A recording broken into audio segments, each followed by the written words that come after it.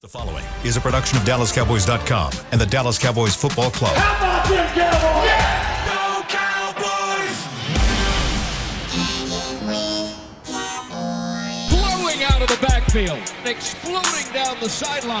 This is Hangin with the Boys, presented by Wingstop, where flavor gets its wings. Now, your hosts, Nate Newton, Kurt Daniels, Jesse Holley, and Shannon Gross. We are live from the sir. Star of Frisco, Texas. You are looking at a live shot of Tostitos Championship Plaza outside Ford Center at the Star of Frisco, where it is 91 degrees. It feels like 98. The high today will be 93. The low tonight will be 75. And football is in the air, boys and girls. Is it ever going to cool off? How do we feel? no. Jesse, your mic's off. I don't know My what's mic's going off? on. Yeah. I can hear it. Look and see if the No, call. I'm good. Oh, it sounds weird to me. I can hear it in my ear. Kurt, how are you? Good. Good Good? to see you guys. Good seeing you. Jess, See you as how you well. doing? I'm good.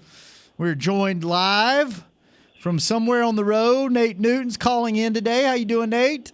Yeah, man, I'm on my way. I'm about 20 miles east of Pensacola, Come on. Florida. Come on. Then why did you ask Yeah. us what time the show was if you weren't even in the state? I just had to ask, man. You know, it's like I want some cheese and chicken, brother. Yeah. Are you going to be back Wednesday or not?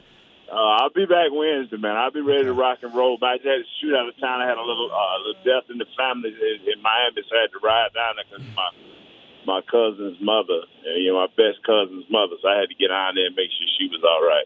Gotcha. If it had been your worst cousin's mother, then you probably wouldn't have gone then, huh? No, I definitely wouldn't have went. I wouldn't have went. I would just called. They sent some flowers. Love you, but not that much. So All right. I got a question for you. Our good partners at Wingstop that sponsor this show, they now have chicken sandwiches. So they are going they wanted to bring them on the show. And last time we ate on the show, I was told by our boss, Derek Eagleton, to never do that again. And I got a lot of tweets by people saying, that's awful. It's terrible radio. Y'all sound awful. Nate's smacking. Jesse No, that was Jesse. distracted. I wasn't- No, you were Because I smacking. knew that I checked out. Yeah, Jesse just checked out. That's right. So we decided they wanted to bring sandwiches in and let us have them on the air. And I was like, that's probably not a great idea. So bring them in early and we'll test them and then we'll give reviews on the air. So me, Kurt, Jesse, Nate, Willie, and Chris are all going to have lunch together Wednesday, and we'll give you our reviews. So I asked everybody, send everybody the menu. Here's the sandwiches they have, and everybody comes back with original hot for me. Thanks, Kurt. Chris, hickory smoked barbecue for me. Nate, hang on. Hot honey rub for Jay Holly. William, I'll also go with the honey smoked barbecue, which should be hickory smoked barbecue. Here's Nate. Here's Nate's order. I'll take chicken cheese. Chicken cheese. What does that even mean? And then you came back later. I see now where you came back later and said lemon pepper and some plain. Thank you. What is and some plain? Plain chicken, just like, cooking just Two straight sandwiches. up. And put a slice of cheese on it, put a slice of government cheese on it, and I'll be ready. I don't know if they even don't have do cheese at Wingstop. So you want lemon pepper is what you're saying, and a plain one, right? Right. you want Put some two. government cheese, a slab of government cheese. I don't know if they have cheese, Nate. We'll see if they do. This is a sandwich, Nate. Just letting you know. It's Where a are we doing sandwich. Yeah. So Where are we gonna do that? Let's do it in the training table. training Yeah, table. we'll just go eat in the training table. I'll get it and bring it in there. So yeah. So there you go. We'll have a critique for you guys of the new Wingstop chicken sandwiches. So Well, thank Nate, you, will you- Wingstop, for will hooking you- us up. Will you critique the chicken sandwiches for Wingstop like you did Josh Ball and the offensive line on TV Friday night? Yeah, tell me about that. I heard Nate was not real kind. Moly. I was like, I found it hilarious because on one end you have Bill Jones, you have Michael Irvin, and who else was Bill? Who's with Bill Jones? Michael Irvin. Dave Laufenberg. Babe Offenberg. Yeah. And so they're trying to do what they do as the Cowboys play-by-play, color and all that kind of stuff, and they're trying to pump up the offensive line and players on the offensive line, and Bill Jones goes. And so we're going to go down to the sideline with someone who knows all about the position, 3-time Super Bowl winner, Nate Newton. Mm-hmm. Now, we all know Michael is the most optimistic Cowboy fan there is.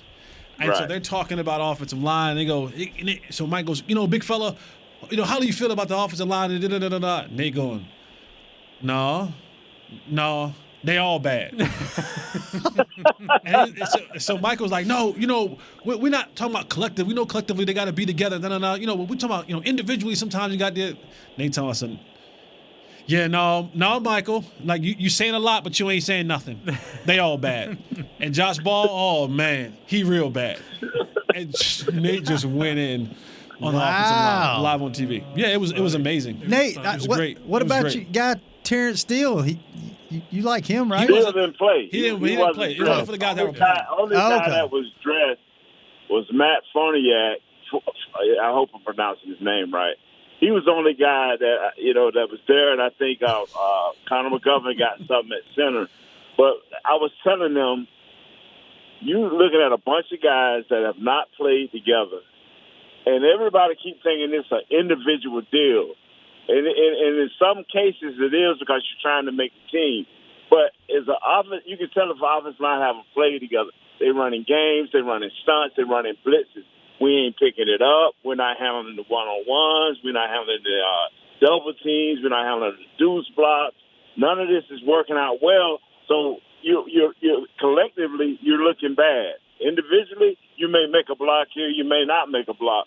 So they didn't look good as a group. And in turn, individually, that you don't look as well. So they didn't look well. I mean, you take the first quarter, we gave up a sack. We gave up a hit. Quarterback was running all around. It took them, three and a half quarters before they really got together and started moving the ball. So, I believe this. During the season, I can find a way for them to win. It's always a game plan out there. There's always the ability to play above your stature. But during the preseason, that just did not look good, fellas. They looked at like 7 guys who played in a game that never played this game on this level at this speed. And they looked at and I didn't feel like I should have been trying to feed something to the public that wasn't true. Nate, this is why they keep us off TV, Nate. This is why. But I loved it. I loved every minute that honesty of Nate was on there, and Michael was trying. Mike was trying, boy. Nate wasn't having any of it. No, Nate wasn't having any of it. But the thing about it is, what are you doing? I understand that you're the color guy. You're on the NFL Network. You don't want to just not give the fans any hope. But I got to believe that the majority of our fans see the truth. You come out of that game with 2 or 3 holdings. You come out of that game with 4 or 5, with 3 or 4 sacks. Kurt, look it up for me. You come out of that game with multiple hits. Will Grill could not be given an opportunity to throw the ball. He was always being rushed. So in essence, we don't know is it Cooper Rush or is it Will Grill. When the offensive line play bad, that means the whole offensive unit. We don't know who Brandon Smith wasn't given a great chance. Other guys that were third and fourth players getting on the field now. Teamers getting on the field. We don't know whether they ran wrong routes or good routes because Will Grill and all the rest of the quarterbacks was under fire the whole night because the offensive line had no unity. Jesse, who is your backup quarterback right now? Who are you going with? Or who are they going to go with? Who would you go with and who are they going to go with? For me, I would go with Will Grier. Mm-hmm. I think that we've seen all that we need to see with Cooper Rush over these last couple of years. I think – for me, the quarterback that gives you the best ability to run the offense that you run with QB1 with Dak Prescott is Will Grier. Without any limitations, without any restrictions, Will Grier he can still be mobile. So a lot of what you like to do with Dak Prescott, right? You like to roll Dak out. Play action one way, roll him back the opposite way. Roll him out the front side, roll him out the back side. Get things on the move. You try to use some of those multi-level passing games for Dak Prescott. And I think Will Grier has the arm strength and the arm talent to make those throws all over the football field as if, not saying that he is Dak, but if he had to step in Dak's place, then he would be able to run this offense more efficiently and effectively. But you, Kirk? I think I'm going the other way. I'd agree with those points, but I think Rush is just the safer bet, and I want a safe guy. Grier, he has those flashes, and he had a couple of, he'll shoot it downfield and that sort of thing, but it seemed like for every one good one he had, there were 4 that were off target. It didn't look like he had, and maybe some of that was because he was being chased around, but I thought there was throws that he had pretty clean and he couldn't make that he should have made. And to me, the offense may change some. It may be more short gain, whatever, this and that with Rush, but I think he knows the offense better. The coaches trust him, I think. He's just a safer bet to me. About you, Nate? I say it like this here. I saw Will Grier get hit a couple of times, and then they start trying to move the pocket around with sprint outs, with naked boots and stuff like that. And he wasn't very accurate on a lot of those passes. Both points by Jesse and Kurt are valid, man. And is that you blowing your horn or somebody blowing their horn at you? What was that? That was just right out of text. Excuse me. Both points were valid by Kurt and Jesse. And right now, I'm just going to trust in the coaches because Jesse have always said if we don't have Dak in there, we're in a bad situation. But I'm gonna just have to trust in the coaches on this and who they choose because right now we got bigger problems than a backup quarterback. Because we got way huger problems than a backup quarterback. What do you think? I would like to see Will Grier just because he gives you that extra dynamic. I think, like you said, Cooper Rush is safe, and I feel like maybe throughout the season, Grier might work his way in, but I think there's a level of none of us thought Cooper Rush was going to go up to Minnesota last year and win a football game, and he did it and showed that he could drive the bus or whatever and keep you in a game. And I think the way this defense has been playing preseason, and it's so funny that in 2 years we went from the offense having to score 40 points to win you games to now you're like, this defense is going to wind up winning you more games than the offense is the way everybody's thinking now. I just think Cooper Rush, like you said, is the safer bet. I would like to see Will Grier grow into that role, but I think there's a level of comfort with this coaching staff that he may be your backup come week 1. Is there any chance they keep both? Yeah. Man, I tell you what, that's another interesting thing. Like, you got a lot of positions. Yeah, that's the problem. Cornerback, defensive line, wide receiver, now quarter. Like, where are you going to start keeping these extra 1 or 2 guys, on his team? For me, it's, okay, what has now become your strength? Your strength has now become the defense. Just say that out loud again. How crazy is that? Your strength has How crazy is that? The defense. And so that tells me I need to keep as many NFL-ready playable guys that I possibly can keep. On what side of the ball? On the defensive side of the ball. Crazy. Because offensively, you're screwed in the offensive line. Like you are royally screwed on the offensive line because we talk so much about Tyron Smith, but that whole left side, there is so much inconsistency on that entire left side. Whether you got Tyler Smith at guard or Tyler Smith at tackle, whether you got Connor McGovern in that guard, you got Connor McGovern at center, or Fournier, whoever it is, Biotish, you have a problem on that left side. And we've seen them struggle in preseason against non-scheme defenses and non-Pro Bowl level players that they're going to face week in and week out.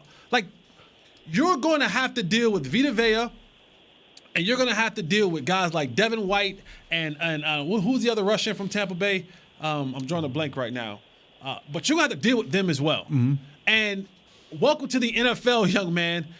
You go from playing inside to now back outside with all this space. against high-level competition. I take nothing away from Tulsa or the conference that Tulsa plays in. But you're getting ready to face something like you've never seen before. You're getting ready to play guys who are NFL veteran first-round picks or high-level picks or whoever it is, because that defensive end spot. That's a good defense. That's a really good defense. And you're getting ready to have your welcome to the NFL moment, playing a position that you haven't really truly practiced in the last 6 months, week 1 of the season, in front of your home fans against that Tampa Bay defense. I tell you what, since you brought him up, Tyler Smith, let's talk about that in the offense. Nate, are you sticking around for the second segment or are you bouncing? Yeah, I'm rolling with you as long as I can, man, because I want to see there's some good stuff going on right now. All right, we'll have Nate with us. We need him because we're going to talk offensive line, talk some other stuff. Cuts are tomorrow. Hang in there. We will be back in just a second. We're going to take our first break. We'll be right back. You're listening to Hangin' with the Boys. Star Sports Tours is the only official fan travel partner of the Dallas Cowboys, offering exclusive game weekend travel packages with pregame sideline access and photo ops with current players, cheerleaders, and Cowboy legends. You want to stay at a team hotel, attend the best tailgate party in Texas, tour the Star, and talk X's and O's with me, Everson Walls? With Star Sports Tours, you can. Visit cowboystravel.com to book your travel package today. Brace yourself for an existential question. Has your butt been having enough fun lately? Have you been treating it well? Has it been going places? If not, then it's about time you start using SeatGeek. SeatGeek is the best way to get your butt tickets to live events. Just ask the thousands of other butts who have rated it the #1 ticketing app. So what are you waiting for? Download the app now or visit SeatGeek.com to get tickets to sports, concerts, and live events and make your butt happy. SeatGeek. Get your seat in a seat. The Cowboys way, where 16 Hall of Famers and 5 championships shows us what success looks like. Where turkey is always the second best part of Thanksgiving Day. Where we are all defined by one single thing, the star. Where we as fans know it's our job to keep the tradition going. Bank of America is proud to be the official bank of the Dallas Cowboys and to support the quest of living life the Cowboys way. Copyright 2020, Bank of America Corporation. Attention Cowboys fans looking for the best shave of your life. There's a new official razor of the Dallas Cowboys, Shave Logic. Imagine not having to buy blades as often and getting more smooth shaves than your old razor, guaranteed or your money back. After more than 10 years of research and over 150 company patents, ShaveLogic is proud to offer Cowboys fans a special offer. For a limited time, visit ShaveLogic.com and get a free $10 gift card with your purchase. Go to ShaveLogic.com now for more smooth shaves guaranteed. Back to Hangin' with the Boys. Welcome back to the People Show, Hanging with the Boys. And this second segment is brought to you by Blockchain.com. All right, let's get back to it. We got Nate Newton on the phone, Jesse Holly, Kurt Daniels, Shannon Gross in studio for the People Show. And Nate, what do you do with Tyler Smith? Do you just kick him on out to left tackle and just maybe do it earlier than what they had thought, but just let him learn in game, or you go get a veteran? What do you do? What do you do with this offensive line? I talked to a couple of scouts, man, just good guys that we know, friends of the show, and they say, "Hey, we just doing it a year early now. We just doing it a year early," and they ready for it. The scouts been ready for it. I don't know if the coaching staff was ready for it, but they like, this is what we needed to do anyway. He should have been taking majority of the reps. He should have been taking all the reps at left guard. And whenever Tyron in practice, he should have been taking all the reps at that left tackle. So this is what they envisioned. This is why they drafted this kid. Here we go. We got Connor at the left guard. We got the kid at center, and we got the All-Pro at the right guard, and we got Steele at the right tackle. So let's go. It's time to go to work. Now it's time to see if Coach Philman can help this kid grow and develop, and it's time to see if our offensive coordinator can design some type of run game to help this kid so he won't be strung out there for 30, 40, 50 passes a game, because you don't want to see that. I mean, Jess, I know you agree with that. Yeah, but can we be honest, fellas? Like, can we? I mean, that's what we do. Can we stop? Can we stop with the BS? It's easy and convenient now to say, "Oh, this was our future plan. We drafted him to." It just happened a little bit. No, it wasn't. It wasn't. You drafted this kid, and he was going to be a long-time left guard with the ability to kick out in the case of an emergency. Emergency's here. Emergency is here. Yeah. Break glass, Jesse. But I personally think that it was kind of almost the Zach Martin type deal. It was like, yeah, you played tackle in school, but you're going to play guard in the league because of whatever it may be. You're stronger, you're a mauler, which a mauler works a little bit better at the guard position than it does the tackle position. I need you to be more ballerina-esque. I need you to be more nimble, fleet-footed at that tackle position because of the dynamic of the defensive that you're having to guard with the speed and the power and the versatility and the moves now that they're playing with. You know, you got guys like Sam Williams and Micah Parsons that are rushing off the edge now, right? You being a mauler is not going to help you defending a guy like Micah Parsons. You got to be shifty. You got to be able to kick one way, put that foot to the ground, get back the other way, and still be able to anchor down when he goes long arm into your chest around that corner. I think. But the thing is, that's why you heard me say first, the run game. Right. The run game. Do not have this kid dancing out there, 35, 40, 50 plays. He will get exposed. And that's why I say the run game first. I'm agreeing with you. I'm not fighting against that. But like you tell us a bunch of times, just are they ready to accept that? That we may have to try to run the ball. Can this offense be successful while he goes through his growing pains? If they run the ball, I think they can. If they understand that they're going to have to move the pocket, it just ain't going to be 3-step, 5-step, and 7 steps in the middle of behind the center. They're going to have to move the pocket. They're going to have to roll out. They're going to have to some naked boots. They're going to have to sprint out. They're going to have to move the pocket. They're going to have to really have some run, pass options. It's going to have to be a big part of your offense. Move the pocket away from Tyler Smith? No, move it around. You can move it behind him, outside of him. You got to move around. They can't be able to line up and target Dak. If they can line up and target Dak, especially with us getting ready to play Tampa Bay, with that big bull in the middle, you're just going to stand right behind the center and let that bull just take off on your center.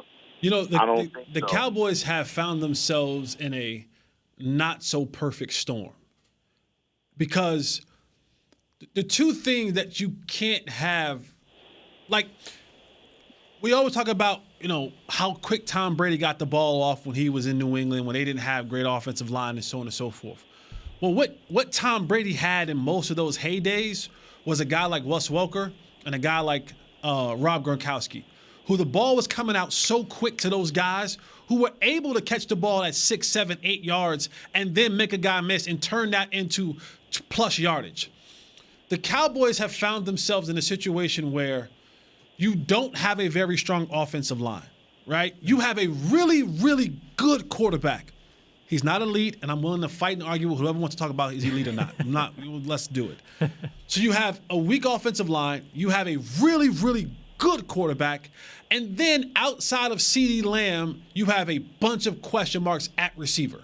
Mm-hmm.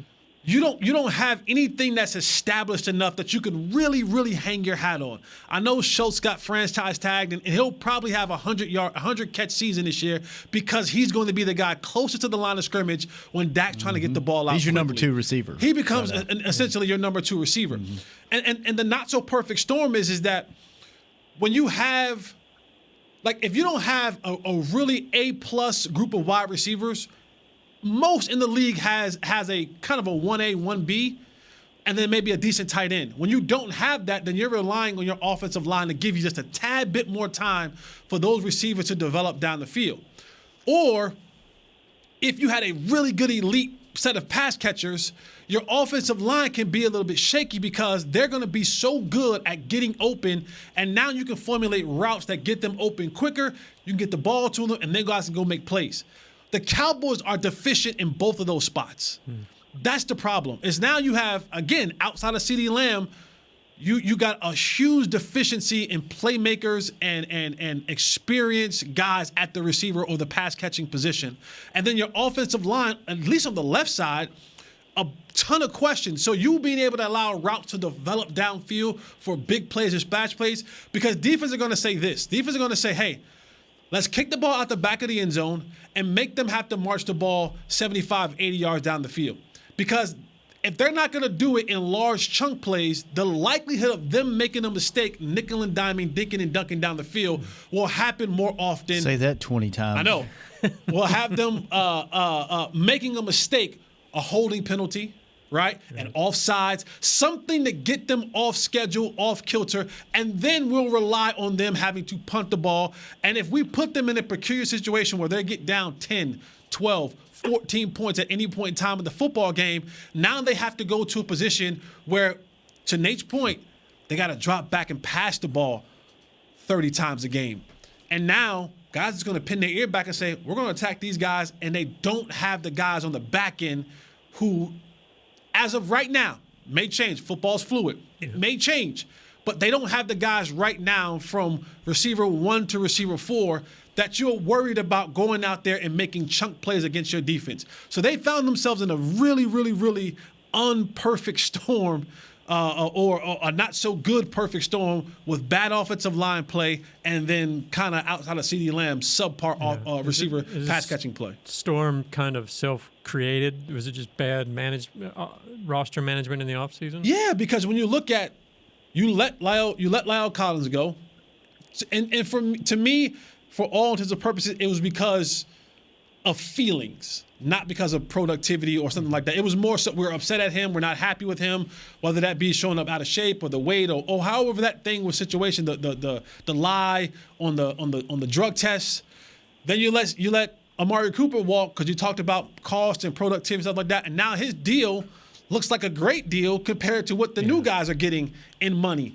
And you look at the Cowboys, and they're sitting on $22.5 million in salary cap. So it's like you could have kept this dude at least another year and not have been hurt in the cap area. So you let 2 guys go, what you really need now, because it would be great to say, hey, we got Lyle Collins. Maybe now we can kick Terrence Steele over or whatever it may be, but it gives you a little bit more security. And then it gives you that above average receiving core with Amari Cooper and CeeDee Lamb to allow you to go out there and do things differently. So some of it is self-imposed because the Cowboys had an opportunity to better this roster, to do more things in the offseason, to sign maybe some more guys in this offseason. They didn't do it, and they banked on a guy.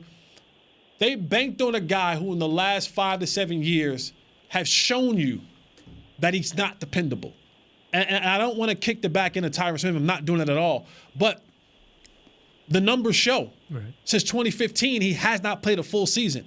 You were banking on him at least getting a couple games in before you went out. And he said, unfortunately, I'm going to go out in training camp. Nate got his wish. He said, don't worry about the beginning of the year. Let's just have him for the playoffs. You're going to get him back in December, it looks like. No, he won't. No, he won't. No, he won't. This thing is tore off the bone, brother. This is a big man that's got this thing tore off the bone. Unless they got some special type of gorilla glue.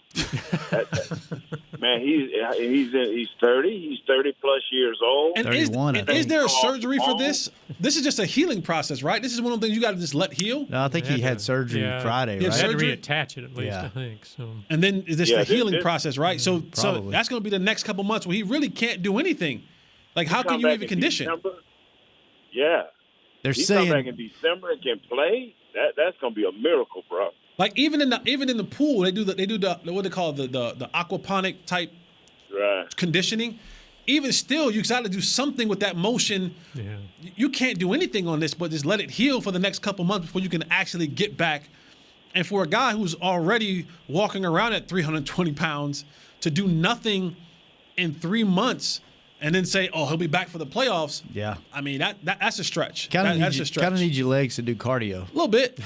Unless you can do the bike, arm bike. But still, I mean, come on. For the big boy, that's a little different. You got to condition. Yeah. Yep.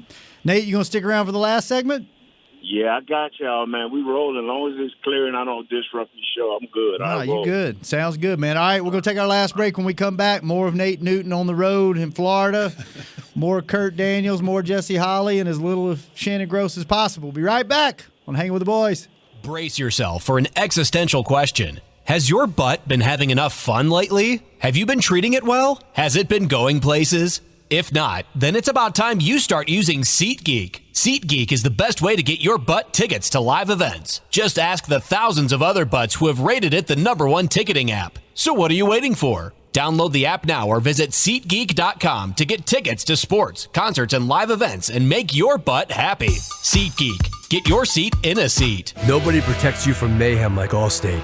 I'm a broken traffic light. Stop and go is the name of my game. It's easy. You go, they go. What was it? They go, you go? And if you have the wrong car insurance, these repair costs could stop you in your tracks. So get Allstate's new low auto rate and be better protected from mayhem, like me. Not available in every state based on coverage and limits selected. Subject to terms, conditions, and availability. In most states, prices vary based on how you buy. Allstate Bar and Casualty Insurance Company and affiliates, Northbrook, Illinois. Hey, Cowboys fans, if you're thinking about attending a game this season, visit cowboystravel.com to book your travel package today. Stay at the team hotel, have dinner with a Cowboys legend, and experience AT&T Stadium's exclusive VIP Owners Club. Also, tour the Star, get autographs from your favorite players, and talk X's and O's with me, Mickey Spagnola. The official travel partner of the Dallas Cowboys will take care of all your travel needs. Visit cowboystravel.com. With Smoothie King's original Angel Food and new Angel Food Slim without added sugar, you no longer have to choose between treating yourself and hitting your goals this summer. You don't have to choose between great taste and feeling great. Because at Smoothie King, every blend is made with whole fruits and no syrups, so you can satisfy your cravings without compromise. The only choice you will need to make is which one is best for you. Try our classic Angel Food or the new Angel Food Slim, blended without added sugar. Smoothie King, rule the day.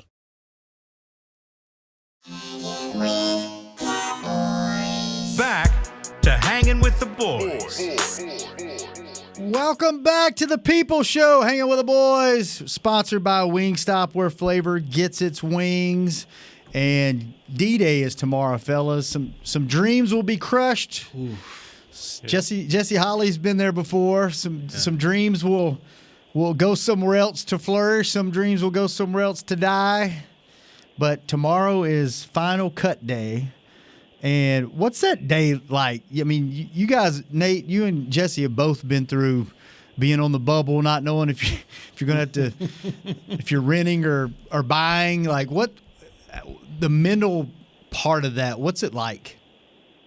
Well, for me, fellas, it was a 21-piece bucket of chicken and a lot of Coors Light.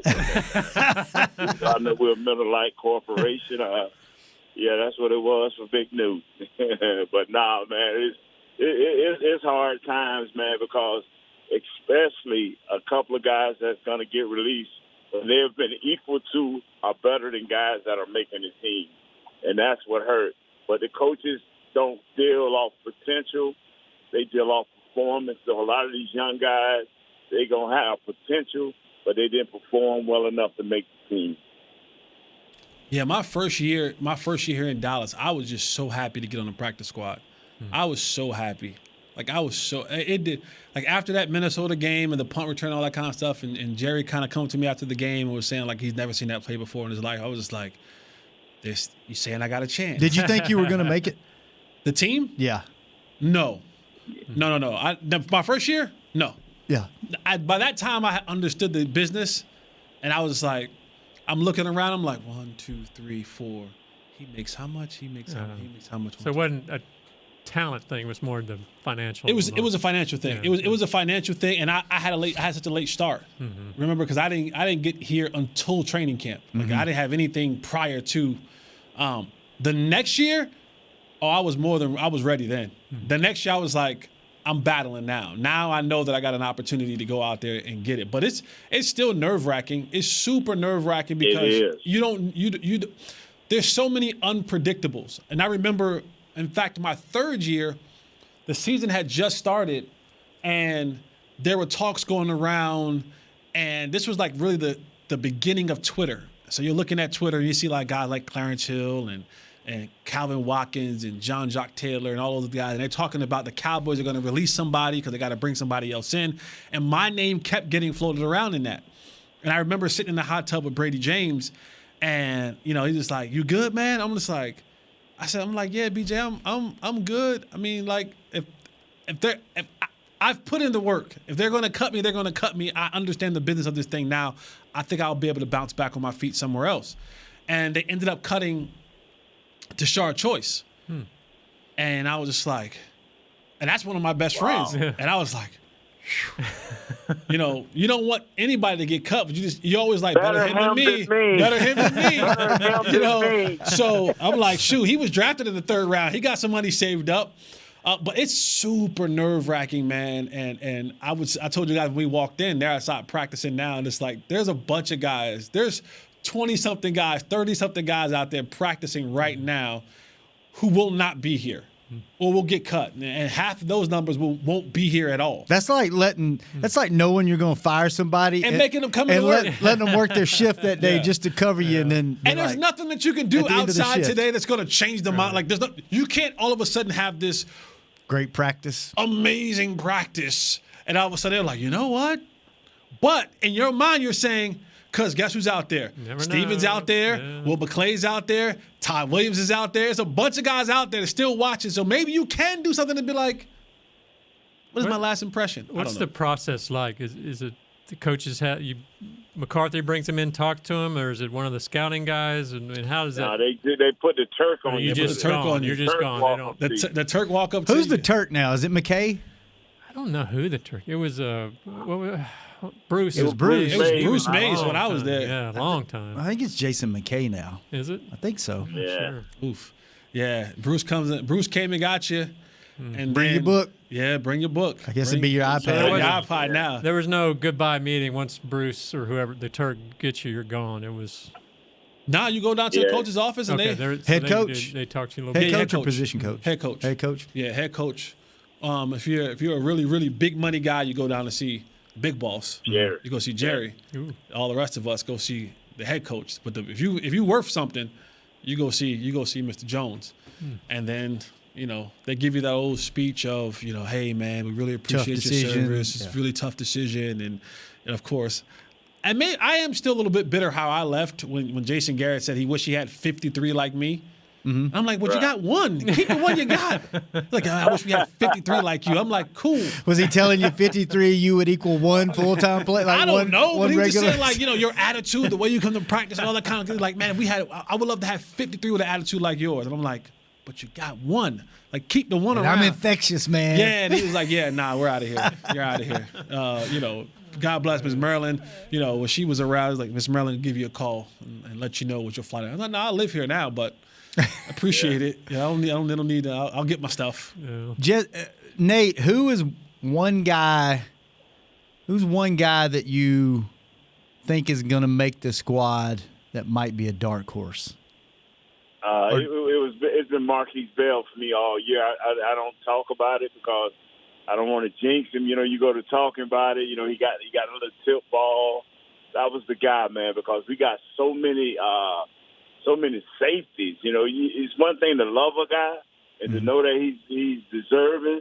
And then number 24, I think that was Jesse's boy and Isaiah's boy, number 24. Israel Mukwamu? Israel. Wow. I was like, how is he going to make it with all these safeties? Now Wilson's job is is in jeopardy. I mean, it's been some guys that showed up and showed out this whole training camp defensively, man. Wow. That's one guy. Yeah. Marquise Bell. That was my guy, man. I just didn't want to talk about it a lot. Yeah. And Brandon Smith probably won't make the regular roster. It's not probably. He's not making the roster. He's not.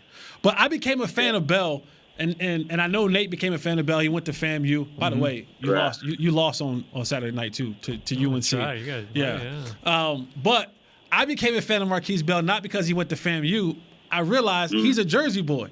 Right. He's from Camden, New Jersey. And I'm like, oh, he's from Camden, then that's my guy. I'm now a fan of Marquise Bell. What about y'all? Do y'all have a dark horse to make this team? Well, the tight end Hendershot has kind of really rose to the occasion, which you go back and look, he had better stats in college than Ferguson and even some of his combine tests were better than Ferguson. So I think from the beginning, I thought he was the kind of a guy we could watch out for. And he showed some toughness that last game. I mean, I guess the easiest answer to this question, he was a dark horse. I think he's now a unicorn. Is Bland? Yeah. I mean, he's come on to the scene now where not only will he make this team, but we're talking about him having a significant role in this team.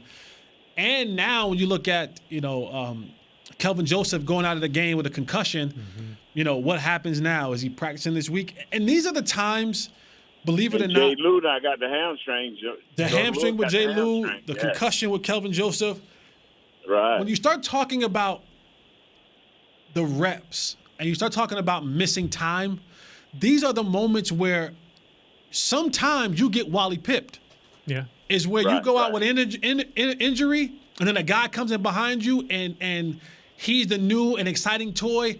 And what we've seen from DaRon Bland throughout this training camp is this guy can cover, and he is a willingly tackler. Like he's not afraid to come up and lay the pads.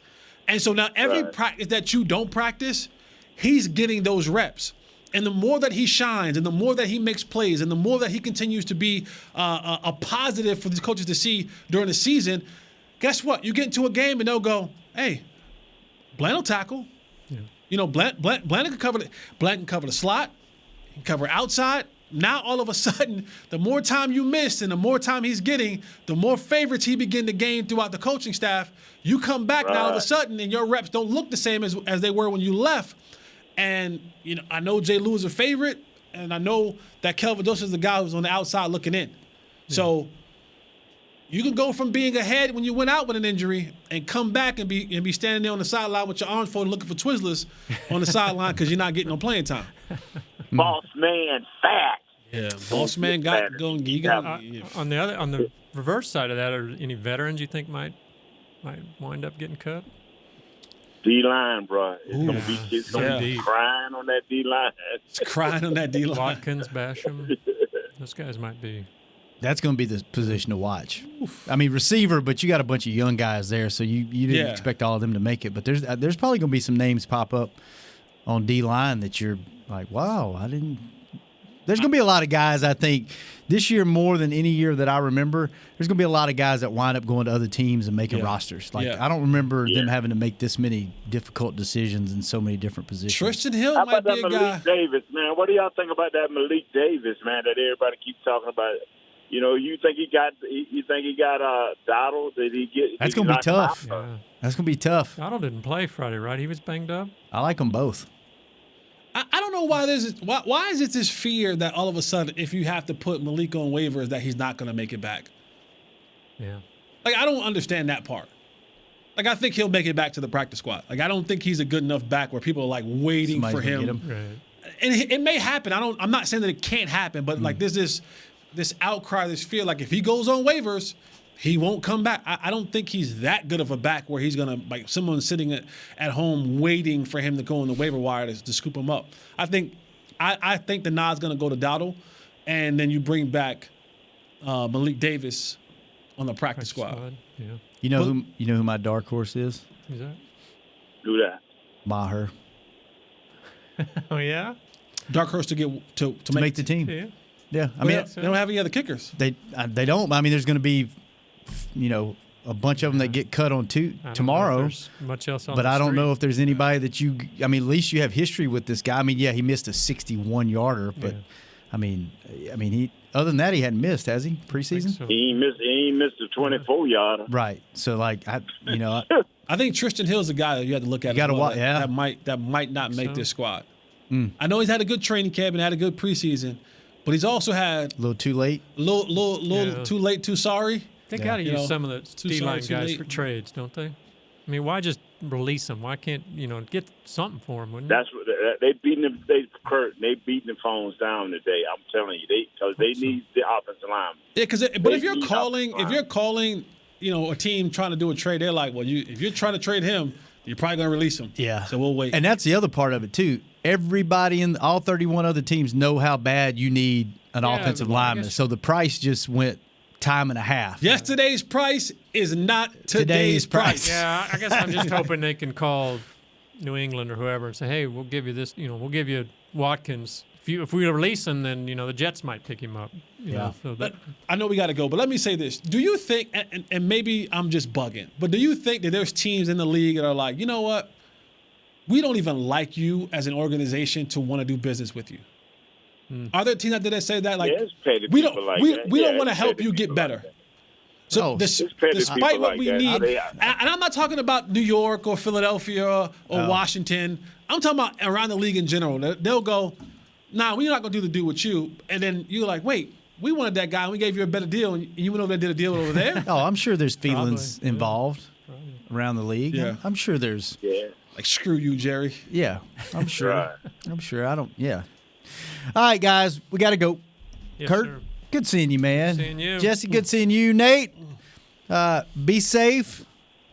Thank you, man. I just got past Pensacola. Thoughts are with you and the family. East or west? And your favorite cousin. No idea. So, right, the west side of the my favorite East. cousin. Yeah, that's my favorite cousin, Tracy. Tracy Johnson, yay. Well, we'll see you on Wednesday. We'll eat some chicken sandwiches together and give those reviews on Wednesday. So, chicken and cheese. Chris, thanks for keeping us on the I'm air. bringing my sandwich to the show, man. I don't care what Derek gets, man. I'm bringing my sandwich to the show. Willie, thanks for keeping us on the air. We will all fellowship and have some Wingstop on Wednesday, and we'll review it. Derek, I'm ready to be on TV. Here on the show. I promise I won't say anything bad. Oh, my goodness. That's a lie. We will be back Wednesday, same time, same place. Thanks for listening to The People Show. Hanging with the boys. This has been a production of DallasCowboys.com and the Dallas Cowboys Football Club.